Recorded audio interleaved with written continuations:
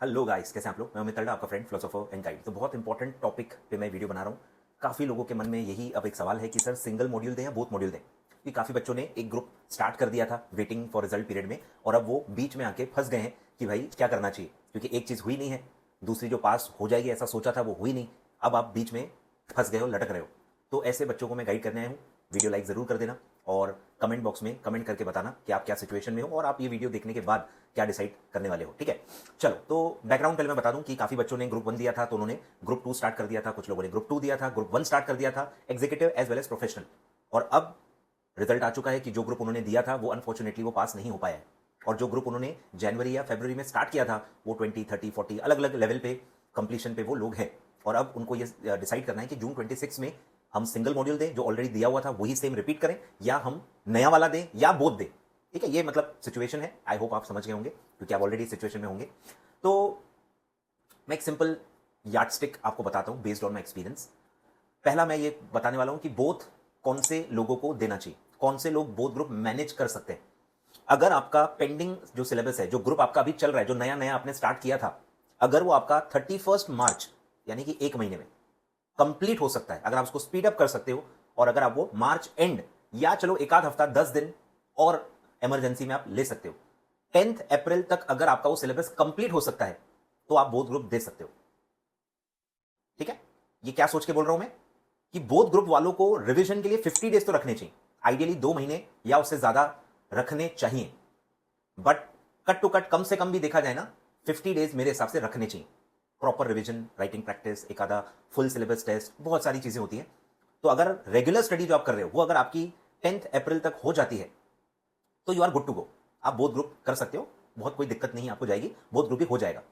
But अगर आपका syllabus बहुत कम हुआ है और वो सीधे होगा अप्रैल एंड तक, तो फिर कैसा है ना आप इधर के रहोगे ना आप उधर के रहोगे। ओवर मोटिवेशन आपको बहुत लोग सप्लाई करेंगे, आपको ध्यान देना है। ये पूरा जो दौर है, रिजल्ट के बाद का जो दौर होता है, ओवर सप्लाई होता है, मोटिवेशन मोटिवेशन मोटिवेशन। ठीक है, वो आपको अब समझना है क्या मोटिवेशन है और क्या बेवकूफ बनाना है। लोग आपको बहुत बेवकूफ बनाएंगे और आप लोग बन भी जाओगे। ठीक है, मैं बता रहा हूँ, रियलिटी में बहुत कम ही लोग रहते हैं। जिन लोगों को जवाब देना पड़ता है, जो लोग रिस्पॉन्सिबिलिटी लेते हैं, वो सोच समझ के ही गाइडेंस देते हैं।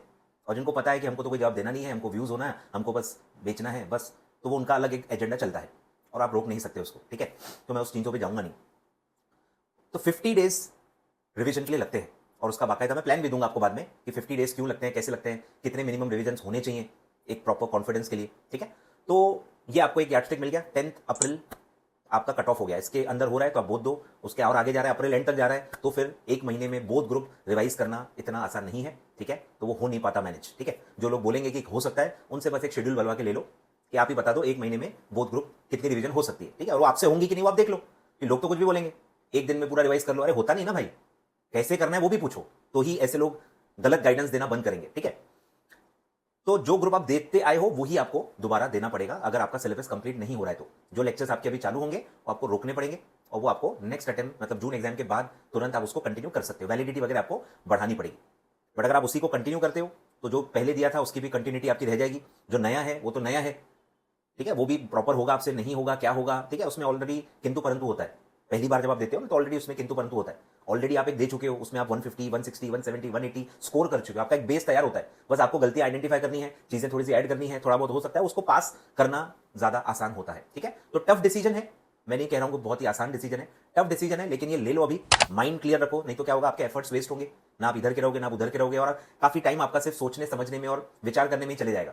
पढ़ाई बहुत कम होती है, इसलिए सबसे पहले आपको डिसाइड करना चाहिए कि आपका टारगेट क्या है, आप कौन सा ग्रुप अपीयर करने वाले हो। और एक बार वो माइंड क्लियर हो गया तो आपको डायरेक्शन मिल जाता है, आपके सारे एफर्ट्स उसी तरीके से उसी डायरेक्शन में आप करते हो तो उसका कुछ फायदा भी होगा।